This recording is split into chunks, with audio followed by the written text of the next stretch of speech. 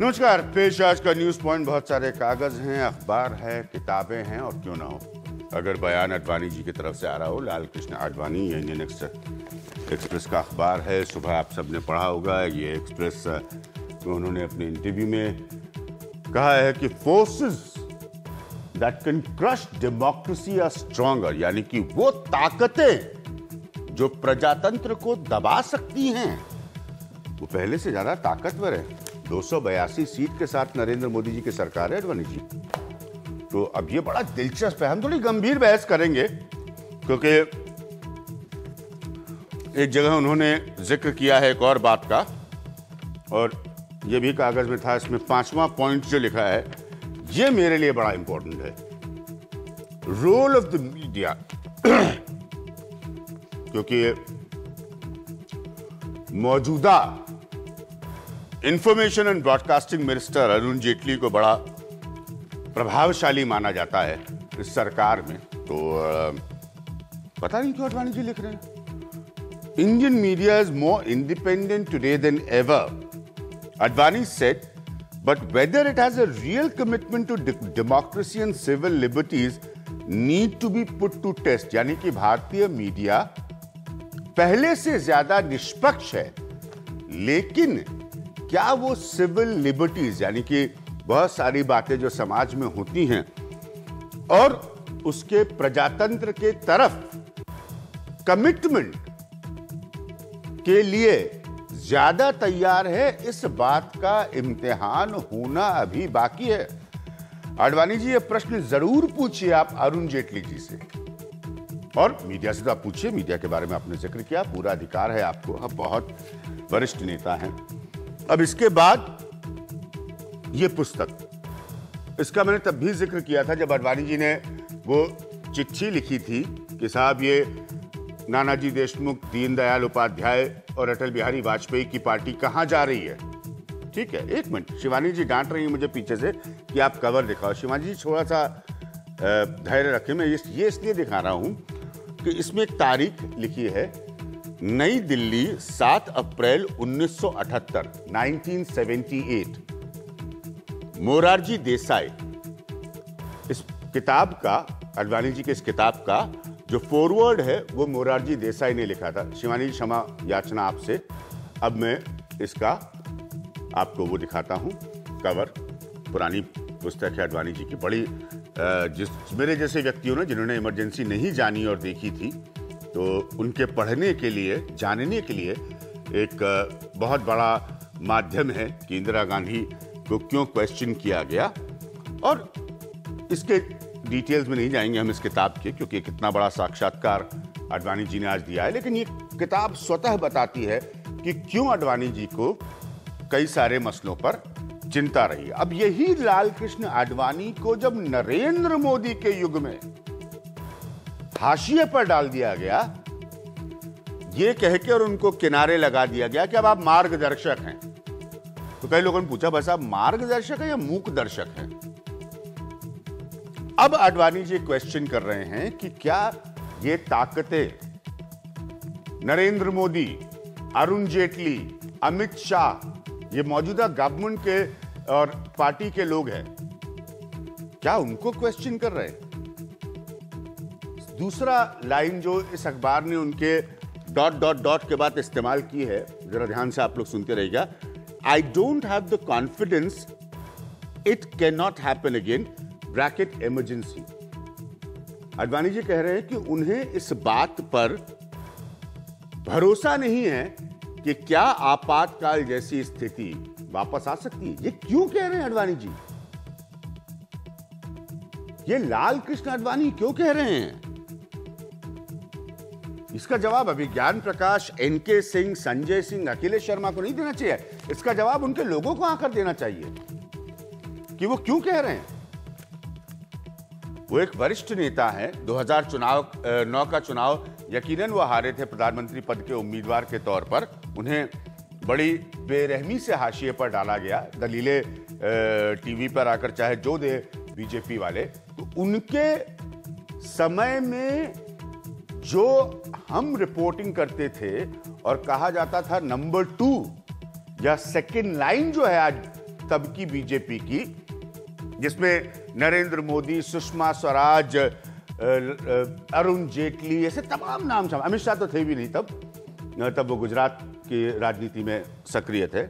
तो वो जो सेकेंड रंग है आज वो काबिज है, और लाल कृष्ण आडवाणी ये कह रहे हैं कि उनको आपातकाल जैसी स्थिति आ जाए ऐसा उनको खतरा भी है। पहले ये रिपोर्ट देखिए, फिर हम अपने बाकी पैनल के पास आएंगे। ये बड़ी गंभीर बहस है। मैं इसलिए आपसे ये बात कह रहा हूं क्योंकि इस मुल्क में एक बहुत बड़ी जेनरेशन, एक पौध नौजवानों की, जिसके मैं हमेशा सम्मान करता हूं, आ चुकी है, जो शायद उस समय की बातों को न जाने।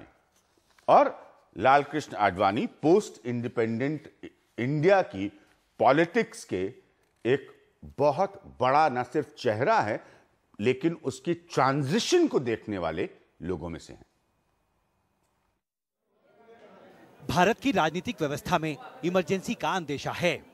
जैसे ही आडवाणी की ये बात सामने आई, बीजेपी ने फौरन सफाई दी कि ये किसी नेता के खिलाफ इशारा नहीं है।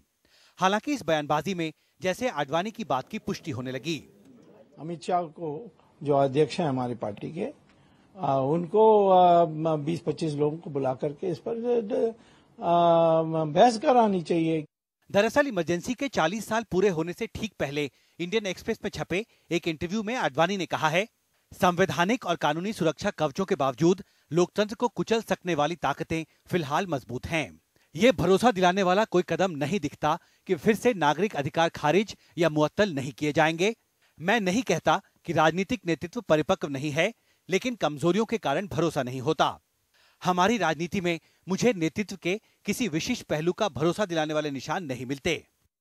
जानकार मानते हैं कि पूर्व प्रधानमंत्री लाल कृष्ण आडवाणी ने इशारों में बीजेपी की मौजूदा लीडरशिप की क्षमता और उसके कामकाज के तरीके पर कई सवाल उठाए हैं। हालांकि उनकी नजर में पिछले 40 साल में हालात बदले हैं।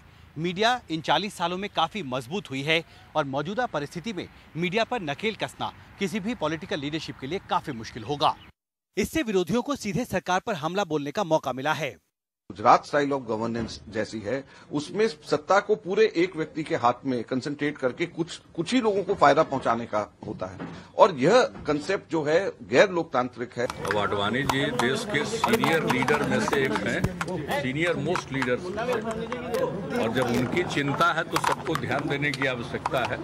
हम लोग तो झेल रहे हैं। तानाशाही की ओर सरकार जो बढ़ रही है, जिस तरीके से पार्लियामेंट के साथ बर्ताव हो रहा है, जिस तरीके से राज्य सरकारों के साथ बर्ताव हो रहा है, अब उस तरीके से ये हो रहा है, इससे भी हमें सतर्क रहना। इन सब के बीच अरविंद केजरीवाल ने ट्वीट कर यह अंदेशा जताया है कि इमरजेंसी का पहला प्रयोग कहीं दिल्ली में तो नहीं हो जाएगा। बेशक आडवाणी ने एक बड़ी बहस छेड़ी है और इसके घेरे में उनकी अपनी सरकार भी है, जिस पर संस्थाओं को कमजोर करने का इल्जाम है। दिल्ली से कैमरामैन एन रवि के साथ हिमांशु शेखर, एनडीटीवी इंडिया। तो मेरी वरिष्ठ निर्देशिका शिवानी जी ने फिर वापस मुझे डांट दिया है हल्का सा, लेकिन इस वक्त प्रजातंत्रीय व्यवस्था को लाल कृष्ण आडवाणी की आशंकाओं की डांट पड़ रही है। उनकी आशंकाओं की डांट पड़ रही है। इनके मैं आपसे शुरू करूंगा। एक जर्नलिस्ट के तौर पर आपने और मैंने लाल कृष्ण आडवाणी को, अखिलेश हैं यहाँ पर, संजय सिंह हैं। सियासी मसला अलग है कि वो एक समय पर अपने करियर कराकर फेल हुए। मैंने कई बार इस बात को लिखा और कहा भी है कि उनका योगदान बीजेपी को बनाने में कोई नहीं छीन सकता, उनका और अटल बिहारी वाजपेयी का। आज वो बड़ी बात कह रहे हैं। ये किस तरह का मैनेजमेंट है? ये हर चीज मैनेज हो जाएगी भारतीय जनता पार्टी में? एक समय के उनके नंबर 2 की लीडरशिप के लोग अपने को मैगजीन्स के कवर पर छपवा रहे हैं कि साहब हम बहुत ताकतवर हैं, तो वो ये किस बात की तरफ इशारा कर रहे हैं? ये आडवाणी कर रहे हैं, संजय सिंह मुस्कुरा रहे हैं, मैं नहीं कह रहा हूं। नहीं, ये इशारा नहीं, ये तो बहुत साफ है। इसमें अगर आप 3 चीजें देख लें, इस पूरे इंटरव्यू में 3 बार उन्होंने इस इशू को उठाया है, और देखिए कितना कैटेगरिकल है। आपने जो पहला पैरा पढ़ा था, हालांकि मैं एक बात स्पष्ट कर दूं कि मैं अजय माकन के इस बयान से नहीं अग्री करता कि तानाशाह है और एक व्यक्ति विशेष, वो तो हाँ, इमरजेंसी का मसला ही एक व्यक्ति विशेष पर था, जो कि इंदिरा गांधी। जी बिल्कुल जी, लेकिन वो तो नहीं, कांग्रेस कैसे रिएक्ट करेगी वो एक अलग बात है। लेकिन हम चूंकि आडवाणी जी को हम लोगों ने एक जमाने तक कवर किया है, तो आडवाणी जी के मिजाज को समझते हैं। यहाँ पे उन्होंने एक सेंटेंस कहा है जो बड़ा कैटेगरी का आपने उठाया था, उनका फर्स्ट पार्ट नहीं उठाया। At the present point of time, आज के परिप्रेक्ष्य में, the forces that can crush democracy notwithstanding the constitutional and legal safeguards are stronger. बड़ा कैटेगरिकल है कि आज के दौर में वो फोर्सेस स्ट्रॉन्गर हो रहे हैं जिनको डेमोक्रेसी में, जिनकी तरफ अडवाणी जी जिक्र कर रहे हैं। देखिए, मैं जरूर चाहता कि इसको और वो एक्सप्लेन करें, क्योंकि इंस्टीट्यूशंस को लेकर इस मुल्क में ऑलरेडी 10 साल से बहस चल रही है। नहीं, इसमें है नहीं, बड़ा कैटेगरिकल है उनका। जैसे कि उन्होंने अगला सेंटेंस कहा है, I don't say that political leadership is not mature, but कमियों के कारण विश्वास नहीं होता। I don't have the confidence that emergency will not be imposed again. जी, अगर वो ये कह रहे हैं प्रेजेंट पॉलिटिकल लीडरशिप को कह रहे हैं, तो हमेशा अंग्रेजी में कोई ऐसा कंफ्यूजन नहीं है कि प्रेजेंट पॉलिटिकल लीडरशिप किसके लिए कह रहे हैं। हाँ, प्रेजेंट पॉलिटिकल लीडरशिप में 282 सीटें नरेंद्र मोदी की, और जैसे हमने कहा अडवाणी जी के समय के सेकेंड रंग आज बीजेपी की फर्स्ट रंग है। अडवाणी जी उन्हीं से सवाल पूछ रहे हैं, आपसे, मुझसे, अखिलेश से, संजय सिंह जी से सवाल नहीं पूछ रहे हैं। ऐसे में ये इंडिकेशन तो बहुत साफ है। हाँ। अब ये है कि इसको बीजेपी और उसकी लीडरशिप रिसीव कैसे करती है। ठीक है संजय, बीजेपी और उसकी लीडरशिप रिसीव कैसे करेगी, या ऐसे कोई घोलमोल दलीलें देंगे?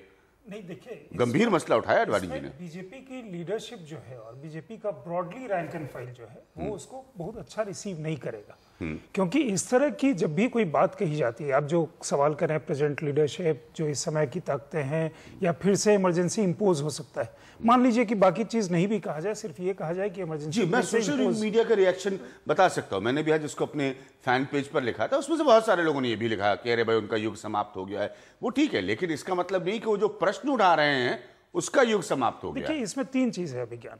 एक जो चीज आप अपने ओपनिंग रिमार्क में भी कह रहे थे, एक बहुत बड़ी जनरेशन है और देश का बहुतायत वो जो परसेंटेज है आबादी का, वो 40 साल पहले इमरजेंसी लगा, उसकी कोई यादाश्त नहीं है और उससे वो कनेक्ट नहीं करता है। मतलब 40 साल पहले जो हुआ उसे पता नहीं इमरजेंसी के बारे में हमारे इतिहास में इस तरह से कुछ लिखा गया, जो अडवाणी भी अपने इंटरव्यू में कह रहे हैं कि इमरजेंसी को उस तरह से समझा जाए। दूसरी चीज ये है, मैं पुस्तक लाया था, बहुत अच्छी पॉइंट आप रखे कि इसको अगर आप पढ़े डिटेल में वो सारे बड़ा समझ में आता है। जो मिजाज लफ्ज का इस्तेमाल एनके ने किया उस समय के नेताओं को, जो बाद में भारतीय राजनीति में बीजेपी एंड नॉन बीजेपी में बहुत बड़े लीडर्स बने, मतलब छोटे लीडर्स नहीं बने। तो वो चाहे आज के समय के कोई लालू यादव के की भूमिकाओं से लेकर और नीतीश कुमार तक कहानी जाए, बहुत बड़ा एक राजनीतिक दौर है इन नेताओं का। मैंने भी वो पुस्तक पढ़ी है, वो इंटरेस्टिंग वो किताब है जी। दूसरी चीज आप देखिए कि एज एन इंटेलेक्चुअल एक आदमी, जो आप कह रहे थे कि जिन्होंने 47 से के बाद से, जब मतलब 50 से जब से वो संविधान बना, उसके बाद का ट्रांसफॉर्मेशन अभी तक देखा है। अगर उस इंटेलेक्चुअल पर्सपेक्टिव से देखेंगे तो काफी अच्छा इंटरव्यू है। और इसमें आडवाणी के जो बाहर दोस्त नहीं थे, जो अब तक क्रिटिक थे, वो सडनली आडवाणी के फैन वो टर्न हो गए इस पर्टिकुलर इंटरव्यू के बाद। जो उनके समर्थक थे अंदर, या जो आडवाणी को बहुत सारे समय से मतलब उनके इंटेलेक्चुअल कैपेसिटी के लिए भी वो जानते थे, या पार्टी के अंदर, या जो उनके सिंपैथाइजर हैं, मतलब बीजेपी के पर्सपेक्टिव से और मोदी के पर्सपेक्टिव से, वो इस चीज को पसंद इस समय नहीं करेंगे, क्योंकि सीधा सीधा क्रिटिक है। समस्या क्या हो रही है बीजेपी में कि आडवाणी जब भी कुछ बोल रहे हैं, जिस दिन आप सेंट्रल हॉल में भी जब उन्होंने कहा पिछली बार जब बैंगलोर में कि वो नाराज है, या शायद वो बोलेंगे तो कुछ साइडलाइंड है। तो इसलिए एक चीज और भी है कि बोलने के पहले या लिखने के पहले भी वो हर आदमी स्क्रूटनी या माइक्रोस्कोपिक नजर से उस चीज को देखता है। ये मुझे लगता है कि उनके जो एक मतलब आइडियोलॉग के रूप में, बीजेपी के आइडियोलॉग के रूप में उनकी जो छवि उभरी थी, उसको ये डेंट करता है। Outside of party, outside of saffron this thing, ये एक इंटेलेक्चुअल प्लेन पे आडवाणी को सपोर्ट जरूर मिल रहा है। ये उनको डिसाइड करना है कि वो कौन सा सपोर्ट वो लेकर के चलना चाहते हैं। इंटरेस्टिंग। अखिलेश, एक जर्नलिस्ट के तौर पर आप सेकेंड रंग पर रिपोर्ट कर रहे हैं। हम लोगों को सबको याद है जब ये आज के सत्ताधारी चेहरे जो हैं तब के सेकेंड रंग थे। अब आडवाणी, जैसे संजय का मानना है कि भाई उन्होंने एक बौद्धिक स्तर पर सवाल पैदा कर दिया इंस्टीट्यूशंस को लेकर, सिस्टम को लेकर, लेकिन दिक्कत ये सवाल तब पैदा किया जब कांग्रेस की सरकार नहीं है। मैं कांग्रेस की कतई इस लाइन से नहीं इत्तेफाक रख सकता कि कांग्रेस कहे कि साहब एकाधिकार से चलती है पार्टी। उनके परंपरा में सिर्फ एकाधिकार रहा है कांग्रेस की, तो कांग्रेस ये तब दलील नहीं दे सकती, ये मेरा एक मानना है। लेकिन इनके लिए तो ज्यादा दर्दनाक है, क्योंकि फिर आप नरेंद्र मोदी की स्टाइल पर, नरेंद्र मोदी की छवि पर, नरेंद्र मोदी के इस तरह से पार्टी में अपना अपना अस्तित्व बनाने पर, इन सब पर आप प्रश्न लगा रहे हैं। अभिज्ञान, मुझे लगता है कि कोई पहली बार आडवाणी जी ने आपातकाल की उनको याद आई हो, ऐसा नहीं है। ठीक है। इससे पहले मैं देख रहा था, अभी 2012 में उन्होंने ब्लॉग लिखा, 2010 में उन्होंने ब्लॉग लिखा। तब दो वाकयात हुए थे। एक असीम त्रिवेदी करके कार्टूनिस्ट थे जिन्हें गिरफ्तार किया गया था, तब भी आडवाणी जी को आपातकाल की याद आई थी। उसके बाद 2010 में खबर आई थी कि कुछ बड़े नेताओं के फोन टैप हो रहे हैं, तब भी आडवाणी जी को लगा कि आपातकाल जैसे हालात देश में बन चुके हैं। ठीक है। तो ये तीसरी बार है कि जब उन्होंने हालांकि आपातकाल उनका प्रिय विषय रहा, इस पर वो बार बार व्याख्यान वगैरह सब देते रहे, लेकिन उसकी तुलना करना या हालात से तुलना करना मुझे लगता है तीसरी बार उन्होंने की है। लेकिन जहां तक मेरा अपना मानना है कि आज जो हालात हैं, अधिनायकवाद में और तानाशाही में फर्क है, एक बहुत बड़ा फर्क है। किसी व्यक्ति का सरकार पर, पार्टी पर नियंत्रण होना और उसमें तानाशाही प्रवृत्तियां होना, ये दोनों बुनियादी फर्क इन चीजों में है। आज के हालात में ऐसा कहीं मुझे मुमकिन नहीं लगता कि आपातकाल देश में लग सकता है। हालांकि आपातकाल का प्रावधान संविधान में है, 3 परिस्थितियां जिसमें कि देश में आपातकाल लग सकता है। कोई बाहर से आक्रमण हो, या देश के अंदर अशांति हो, या तीसरी वित्तीय आपकी आपातकाल की स्थितियां हो। लेकिन आप ये देखें कि संविधान में दूसरे प्रावधान भी हैं। आर्टिकल 356, आपको याद है कि आखिरी बार सरकार कौन सी डिसमिस की गई थी विपक्षी पार्टियों की? इतिहास का हिस्सा बनकर रह गया है। क्यों? क्योंकि देश की राजनीति इस तरह की हो गई है, क्षेत्रीय पार्टियां वो मजबूत हुई हैं, आप अपनी मनमानी नहीं कर सकते। आज के हालात ये हैं अभिज्ञान कि आज देश में एक पॉलिटिकल प्रेसिडेंट है, एक जुडिशरी जो बहुत एक्टिव है, और मीडिया जो कि हाइपर एक्टिव है। वो मेन स्ट्रीम मीडिया, वो ये कह रहे हैं, वो मीडिया मैंने इस प्रश्न को उठाया था, वो कह रहे हैं कि एक्ट ज्यादा इंडिपेंडेंट है, कोई दो राय नहीं, लेकिन real commitment to democracy and civil liberties need to be put to test. यानी कि उनका असलियत में, क्योंकि उसके बाद मैं प्रभात झा जी को पूरा समय दूंगा, क्या कमिटमेंट है इसका भी इम्तिहान होना। ये उनकी सोच है, ये उनका, आडवाणी जी का कहना, ये मेरा नहीं है। कुछ घटनाएं ऐसी जरूर हुई हैं पिछले 1 साल में, आप मान कर चल सकते हैं, जिससे कि आपको लगे कि कुछ, लेकिन अखिलेश, कुछ अड़चन होती है, जैसे कि एनजीओस के ऊपर पाबंदी लगी है। प्रभात झा जी के पास जाने से पहले एक सीधा प्रश्न मैं आपसे पूछूंगा, क्या मौजूदा बीजेपी का पावरफुल डिस्पेंसेशन जो है, जिनके पास ताकत है सरकार और सरकार के बाहर, क्या वो आडवाणी जी के बयान को गंभीरता से लेंगे, या कहेंगे ठीक है, इन्होंने कई बार आपातकाल की चर्चा पहले भी कर चुके हैं, इंटेलेक्चुअल बातें हैं, उनका एक परिवेश है, बस इतना है। देखिए, आपातकाल की चूंकि तारीख नजदीक आ रही है, 30 साल पूरे हो रहे हैं, इस सिलसिले में उनका इंटरव्यू किया गया। लेकिन हाँ, बीजेपी के नेताओं का यह मानना है कि अगर वो हर्ट हैं, और जो कि हर्ट है भी, क्योंकि उनको जिस तरह से साइडलाइन किया गया पार्टी में, लोगों ने कहा मार्गदर्शक है या मूक दर्शक है, उसका इस तरह से कि जो बात शायद विपक्षी पार्टियों के नेताओं को कहनी चाहिए थी, वो बात अगर वो कहें तो शायद उन्हें हर्ट करता है। लेकिन आप यहाँ पर देखिए, नीतीश कुमार ये बात कह रहे हैं, जिन्होंने जो सीताराम येचुरी इस बयान को बोलेंगे, तो बहुत स्वाभाविक है, जो आपातकाल सबको मौका मिलेगा उसी प्रहार को करने का, बीजेपी पर विक्टिम रहे हैं, जो आपातकाल के विक्टिम रहे हैं, जिन्होंने देश में गैर कांग्रेसवाद में सबसे बड़ा झंडा बुलंद किया है, आज उन्हें लगता है कि देश में आपातकाल जैसे हालात हैं। तो इससे बड़ी विसंगति तो कोई, मुझे लगता नहीं। अब प्रभात झा साहब, प्रभात झा जी को मैं हमेशा से कहता भी हूं, टेलीविजन पर और निजी तौर पर भी पढ़े लिखे लोगों में से, खुद एक पत्रकार रहे, क्या आप लोगों को आडवाणी जी के बयान की चिंता है, या आपको लग रहा है कि भैया मूक दर्शक है, यादों के झरोके से वो बात कर रहे हैं, हमें चिंता करने की जरूरत नहीं है? देखिए, जिन संदर्भों में उसको देखा जा रहा है, मैं समझता हूं वो संदर्भ ठीक नहीं है। क्यों?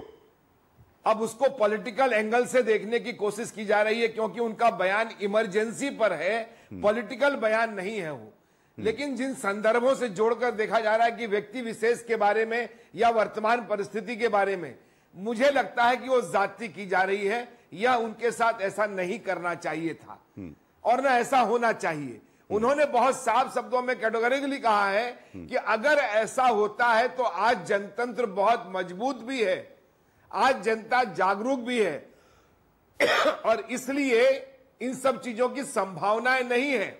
अगर आप पूरा इंटरव्यू पढ़िए तो उसमें से क्या परसेप्शन निकलता है, और इमरजेंसी के संदर्भ में इंटरव्यू लिया गया है, तो इमरजेंसी के संदर्भ में बातें कही गई हैं। कि अब ऐसा अंदेशा जाहिर करना, इस बात का कहां प्रमाण है कि वर्तमान राजनीतिक परिस्थिति और नरेंद्र मोदी से उनको जोड़ा जाए? मुझे लगता है ये सरासर अन्याय है।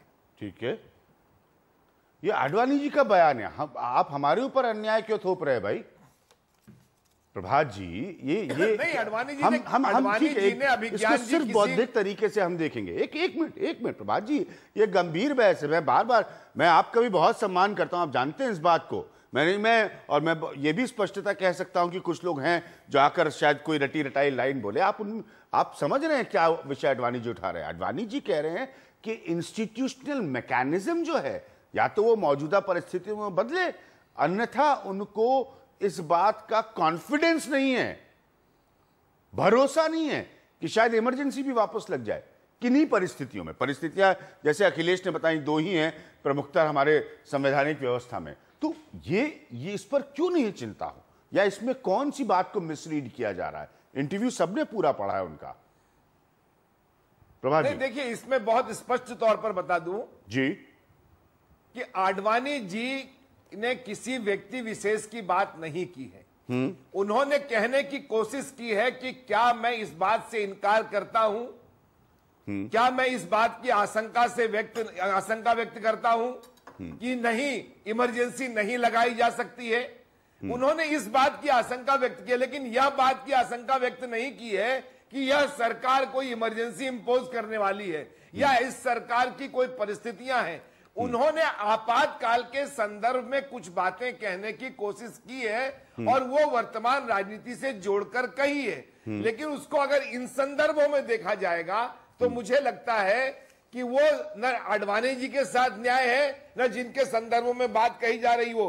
उन्होंने वर्तमान राजनीतिक परिस्थितियों में आपातकाल लगाने की और लगने की दोनों ही संभावनाओं पर बात की है कि हाँ, ऐसा अगर होता है तो आज ये कहा नहीं जा सकता कि इमरजेंसी नहीं लगेगी, इमरजेंसी अब इंपोज नहीं हो सकता है। यह बात उन्होंने कही है, लेकिन इसको इस दिशा में जोड़कर देखना मुझे लगता है उचित नहीं है।